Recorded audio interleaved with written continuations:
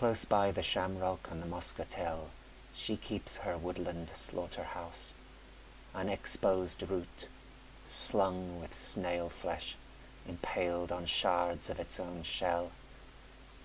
They lie scattered, as if some unsuspected cluster bomb had dropped amongst them. The globules quiver, dripping, gashed open, smithereened. No, do not liken her frenzy to our own. Her wastage is stirred by frantic mother's desperation.